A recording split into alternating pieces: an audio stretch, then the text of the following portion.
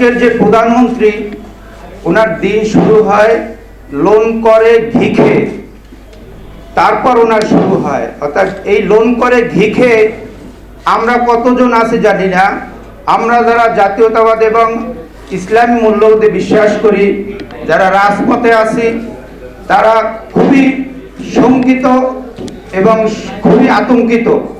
আজকে আপনারা এই ব্যানারে দেখতে পাচ্ছেন যে ভারতের সাথে দেশ বিরোধী গোলামি চুক্তি, বাংলাদেশের 54 বছরে আজকে সেই শেখ মুজিবের করা গোলামি চুক্তি আবার উনি রিনিউ করেছে সেই ভারতে দিয়ে।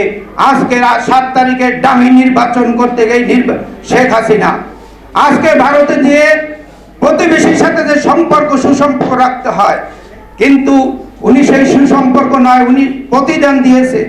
7 তারিখে যে নির্বাচন, ভোটার নির্বাচন হয়েছিল বাংলাদেশে, সেই বাংলাদেশের প্রত্যক্ষ এবং পরোক্ষভাবে মদত দিয়েছিল এই ভারত। সেই ভারতকে আজকে প্রতিদান দিয়ে বাংলাদেশের স্বাধীন রাষ্ট্রের স্বাধীনতার চেতনা বলে যারা দেশ চালাচ্ছে, জনগণ নাকি ওনাদের শক্তি, সেই শক্তির বিরুদ্ধে যে আজকে গোলামি চুক্তি করে আসছে।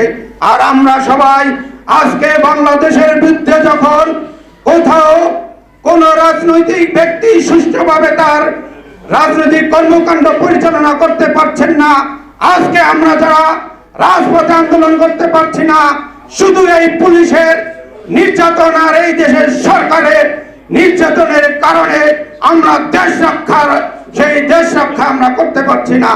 আজকে ভারতের গোলামি চুক্তির বিরুদ্ধে আমাদের আন্দোলন করতে হয়। প্রিয় বন্ধুরা, কথা একটাই, এদের যদি আমাদের একটি বন্ধু বেঁচে থাকে, এই বাংলাদেশের বিরুদ্ধে বাংলাদেশের ভিতর দিয়ে কোন ট্রেন রেল চলতে দেওয়া হবে না।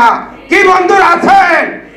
যে রকমের আমার বাপ দাদারা 1971 সালে যার চাষে হাতে কোড়াল লাঠি দিয়ে আন্দোলন করেছিল, আমাদের হয়তো আবার সেই আন্দোলনে ঝাঁপিয়ে পড়তে হবে।